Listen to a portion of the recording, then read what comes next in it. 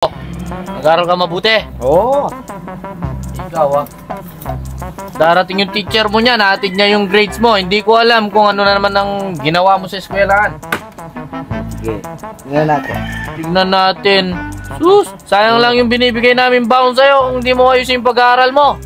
Ayos yun. Ayos yun.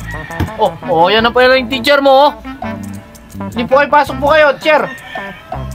Hello, sir. Hello, Gagul. Ito ba yung teacher mo? Oo.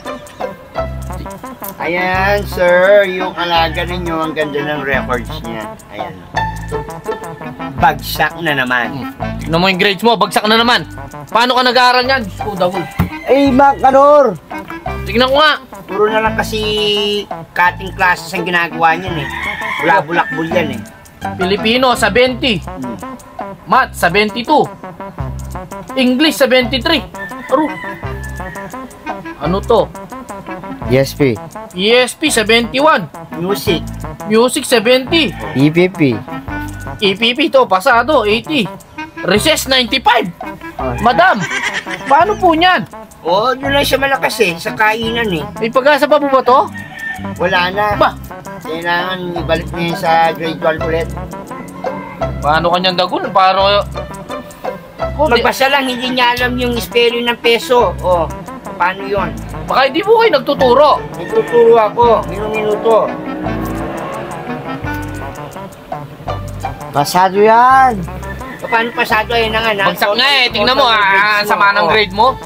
Yung Di ba recess 95. Di ba tinuturuan ka naman namin ni Paterno? Oo. Ba't bagsak ka sa eskwelahan mo? Ewan ko eh. Hindi makakapasa ngayong taon na yan. Kailangan bago magbakasyon, pagkatapos ng bakasyon, mag-tutorial. Ito ba talaga yung teacher mo? O baka... Hindi naman ganito yung turang teacher. Ako ang teacher niyan, sir. Ako ang nagtuturo sa kanya. Tama ba? Baka mali naman yung kunwento nyo, madam. Matalino tong batang to eh. Nagtatako ba't bumagsak sa eskwela na? Paano nangungopya? Paano mangopya? Di naman marunong mangopya to eh. Hindi nga marunong mangopya. Wala naman siyang kaklase. Siya lang mag-isa. Tapos, ganyan pa yung grades niya. Magaling lang siya sa recess. Kainan, yun. Recess, ang taas mo sa recess, 95 oh. 95. Pasado ako dyan. Hindi naman nalata sa'yo. Lakas mong kumain eh. Yung nga. Ma'am, maling kwenta nyo, ma'am. Mali. Paano naman naging mali yung kwenta ko?